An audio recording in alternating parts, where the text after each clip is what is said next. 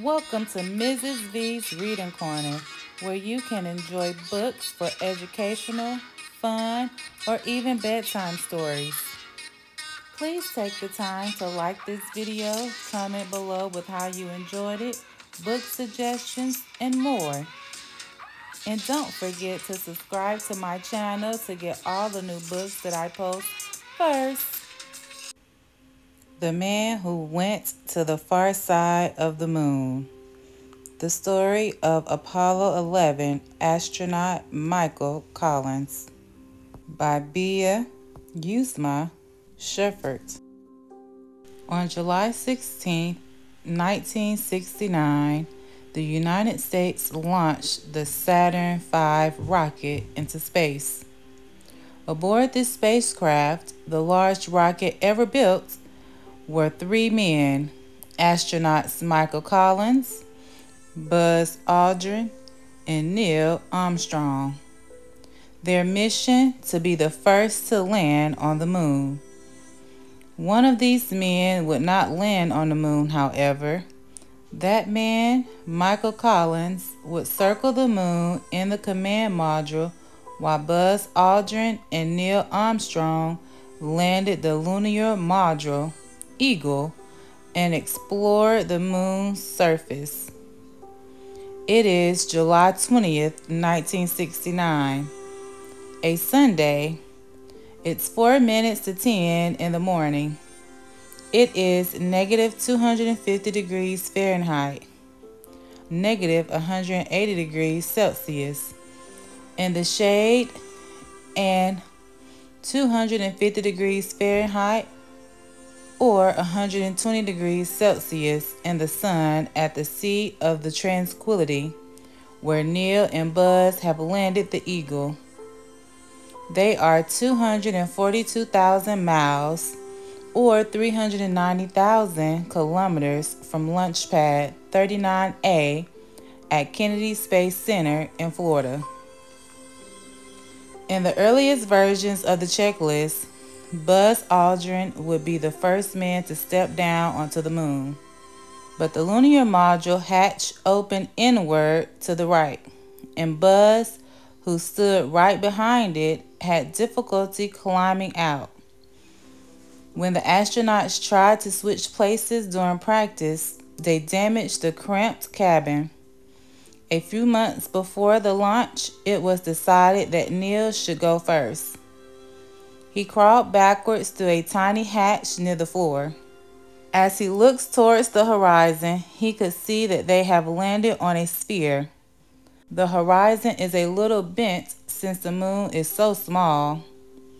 His arms are covered with goosebumps.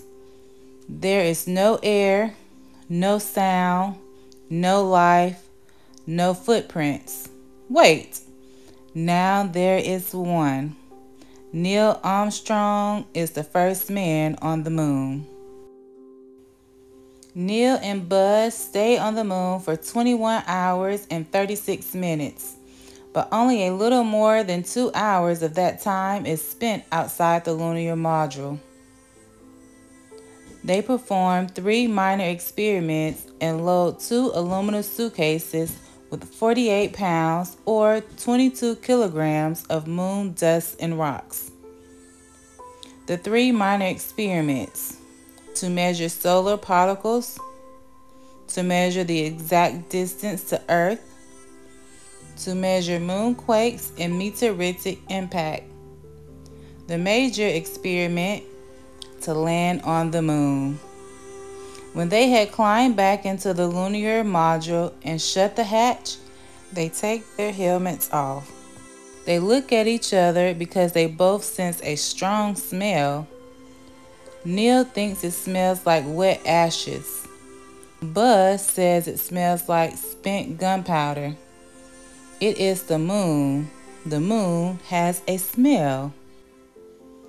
600 million people in 47 countries are watching the blurred TV transmission of the lunar landing. There is one person who has no chance of catching Neil and Buzz on TV. He is traveling at a height of 70 miles or 110 kilometers above the far side of the moon. All he can see is darkness and stars outside his window. Michael Collins has 28 hours to go, alone in the capsule. He has trained for so long. He has traveled so far. He is so close now, and still he can't land on the moon. They did not choose him. He was going for 99% of the trip, and that was good enough for him. He has replied when people have asked. But he knew he didn't have the best seat on Columbia. He thinks to himself that he never really got to know the astronauts who are now on the moon. Neil and Buzz trained together for many months in the lunar module simulator. Michael trained by himself in the capsule.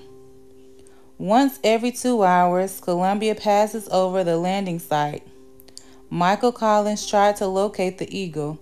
He can't see it. He only sees crater after crater, cast with sharp shadow from the sun. Every other hour, all radio communication with Earth is lost as the spacecraft skims over the far side of the moon. When Neil and Buzz are on the moon's surface, Michael Collins has to do 3 people's jobs. He has to make 850 computer commands. He has been taught just how to push the buttons, hard, right in the center, and to hold them pushed for a little over a second. They must be pushed in the right order, one after the other. Verb 88, enter. Verb 87, enter. If he loses track on the far side of the moon, there is no one to ask. Michael turns up the light in the command module. It's almost cozy. He is used to flying alone.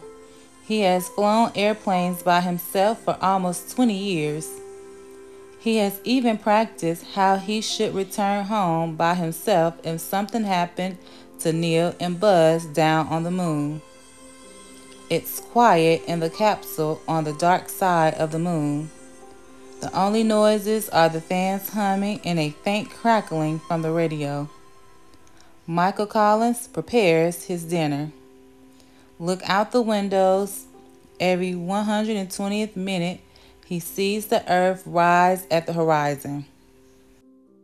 It is July 24th, 1969, a Tuesday. Ever since they left the moon, the astronauts have been eager to get back home. After 8 days, 3 hours, and 18 minutes in Columbia without washing, the entire body itches. It is hard to breathe in the spacecraft now. It smells like wet dogs and rotten swamp.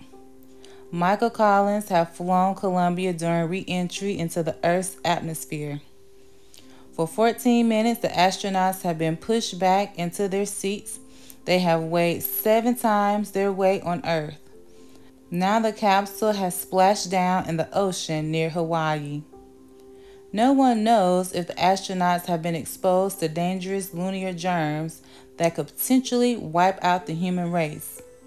Because of this, they are sent straight to a quarantine facility, a silver-colored mobile home. Inside, the astronauts write reports about their trip. Michael beats Neil in cards.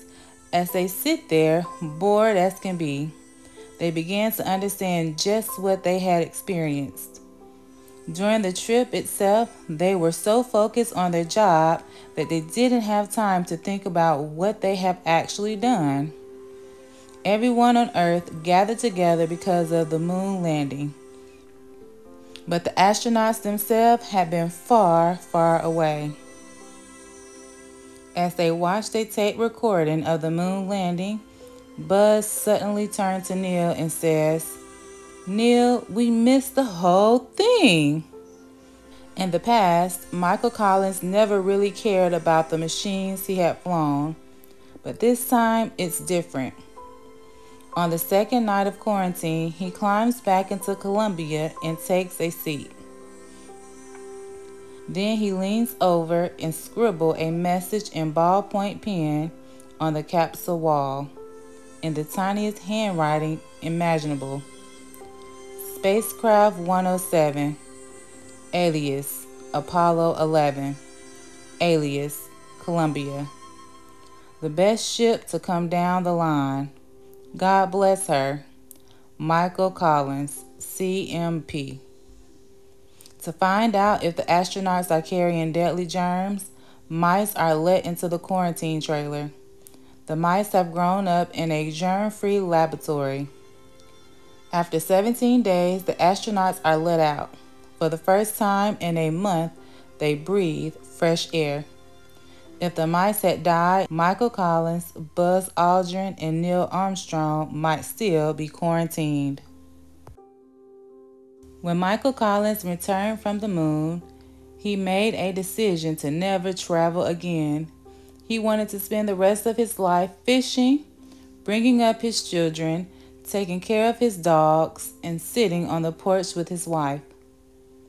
Sometimes when he's talking to other people, the thought strikes him, I have been to places and done things that no one can ever imagine.